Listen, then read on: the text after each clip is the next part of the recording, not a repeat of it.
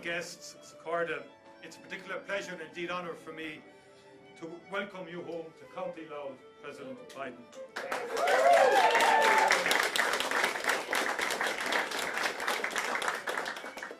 We call it the wee county, County Louth, but coming from Cork, I have to say, President, that the wee county packs a punch, as we found out recently in the recent sporting fixture. But it is a county that's rich in tradition, history, a county of legends, and a county, of course, of your forefathers.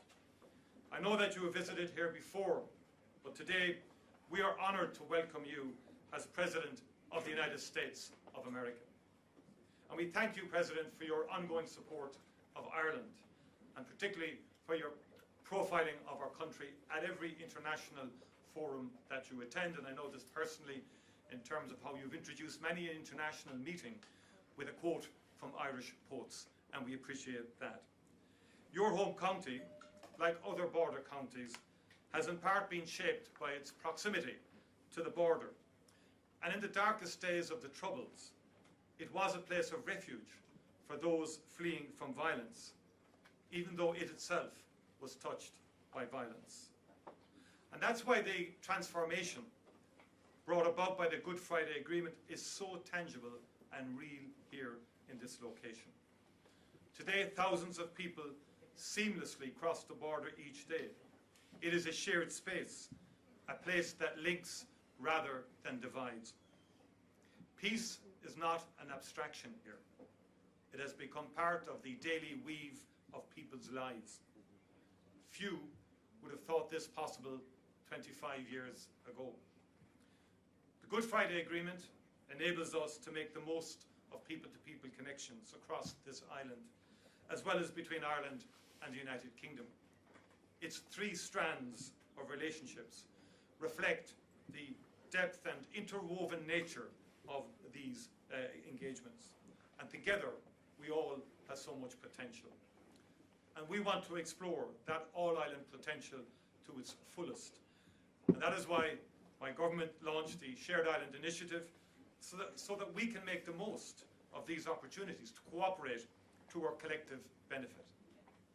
Much has been achieved since 1998, but there remains a farther shore to reach. We must ensure that all communities and all traditions fully enjoy the benefits of peace and have the opportunity to live on a truly reconciled island.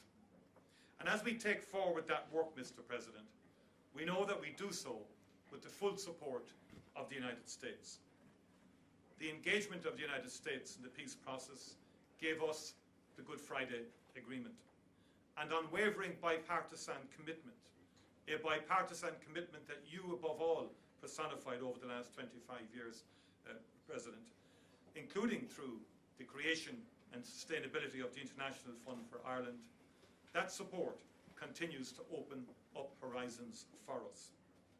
As we build on the ambitions of the Good Friday Agreement to sustain a dynamic and prosperous peace, the United States will remain a central and fundamental partner. It is a privilege to welcome you here, Mr. President, to celebrate all that has been achieved and to look forward together to the shining possibilities of our future. Welcome home, Mr. President.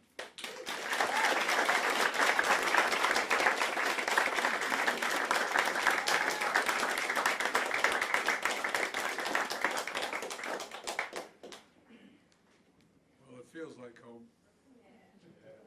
I said last time I was here, in a sense, I know why my ancestors and many of your relatives left during the famine. And, you know, when you're here, you wonder why anyone would ever want to leave. I mean it. So it's good to be back. I want to thank another proud son of Louth, Prime Minister Martin, the guy behind me here. Now, I met him when he was the Taoiseach. And the bad news was we put him up in lovely quarters across from the White House, and he had COVID. So, the fact that I'm here with my sister Valerie and my younger son Hunter Biden, stand up, guys, I'm proud of you.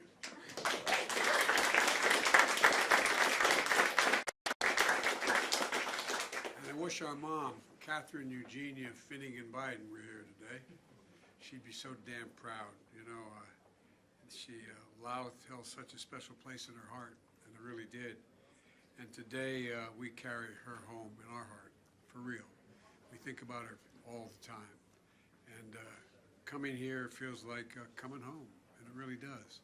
The way, every time I've come, the welcome, the people on the streets, they're just so gracious to us. And earlier today, I had a chance to visit another special place, Carlingford Castle. High in the hill, the castle that was likely one of the last glimpses that the Finnegan family saw when they set sail for America.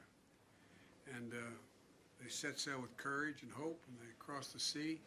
And through generations, the Finnegans brought this island home from Ireland to Scranton, Pennsylvania, where we were raised, where I was raised, I should say, and my mother lived. And matter of fact, I'm going to be heading to the other end side of the island, to Mayo, because my grandmother's maiden name was Blewett, and the Blewetts are from Mayo. And we brought over the mayor of Scranton because it's a sister city to Mayo. And but my grandpa Finnegan would also say, every time we walked up, we talk about background and heritage, he'd go, "Remember, Joey, the best drop of blood in you is Irish." Well, y'all think I'm kidding. I'm not kidding. I'm not kidding. And he'd never been to Ireland, but he raised his family with a fierce pride in our Irish ancestry. A pride that spoke to the history that binds us and the values that unite us. And it's important to remember there's the values that unite us. You know, the values I heard from my mother, she used to say, "Joey, remember, you're defined by your courage. You're defined by your courage, and you're redeemed by your loyalty." That was her code. You're defined by your courage. She's, without courage, you could never take a chance on just about anything.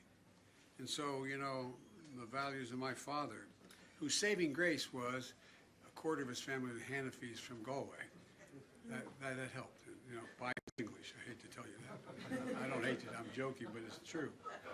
And as a matter of fact, I have a call into the former ambassador from Great Britain to the United States, who became a friend because the British embassy is alongside the fence that separates the vice president's residence from the British embassy.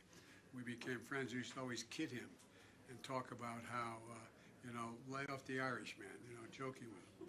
And one day he said, "Biden's English." I said, "No, it's Dutch." I was joking with him. And to make a long story short, his last tour, he came home to England, and I later learned went to the Admiralty to determine, because he knew the name Biden was English, and he found that my great-great-great-grandfather, I think it was, I'm trying to find the book, in 1828 or 38, I can't recall, was a captain in the East Indian Tea Company. And he got to reprint a book, the Admiral, to reprint a book. He wrote the rules of mutiny, seriously, for the British Navy. And there's a picture of him sitting in his cabin, looking very captainish, with a big British bulldog next to him. And he gave me the book. He said, "I don't want to hear any more from you." But all kidding aside, you know, the fact is that, you know, my dad taught us a lot. And he used to, our dinner table was a place where you accidentally sat down to eat, but it was a place where we had discussions. And our dad worked like hell. And he'd come home from work and then go back. We'd have dinner at 6 o'clock. And it was a place, as I said, we had conversation and incidentally ate. And then he'd go back to work until 9 o'clock. And but my dad had this he was really a fine man.